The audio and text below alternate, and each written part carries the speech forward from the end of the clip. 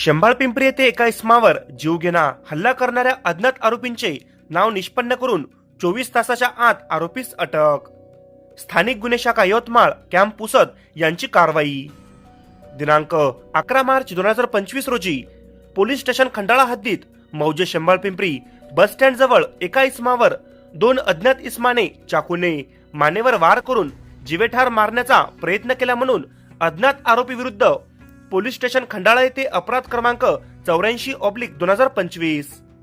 कलम 109, 115(2), 352, 351(2), 3, 3, 5 भारतीय न्यायसंहितेप्रमाणे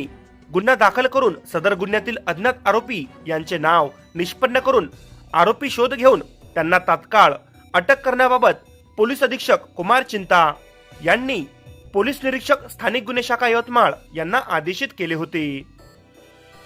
त्याच अनुषंगाने पोलीस निरीक्षक स्थानिक गुन्हे शाखा यवतमाळ यांनी त्यांचे अधीनस्थ पथकांना गोपनीय माहिती काढून आरोपी निष्पन्न करून अटक करण्याबाबत सूचना दिल्या आहेत.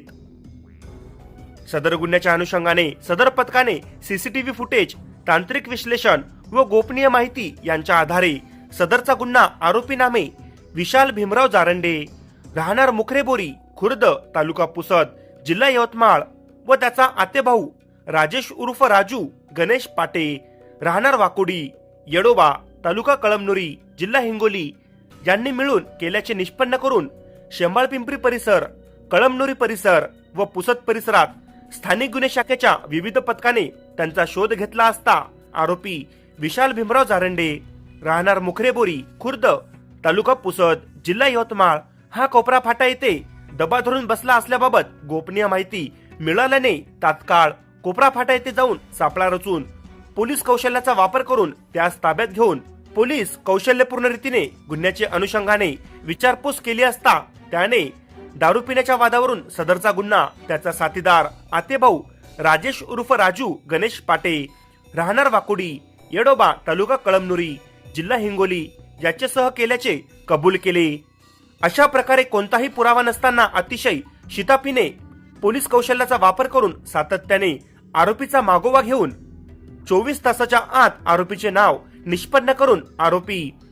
विशाल भीमराव जारंडे वय 30 वर्ष, राहणार मुकरेबोरी, खुर्द, तालुका पुसद, जिल्हा यवतमाळ यास ताब्यात घेऊन पुढील कारवाईकरिता पोलीस स्टेशन खंडाळा यांच्या ताब्यात दिले आहे. सदरची कारवाई पोलीस अधीक्षक यवतमाळ कुमार चिंता, अप्पर पोलीस अधीक्षक यवतमाळ पियुष जगताप,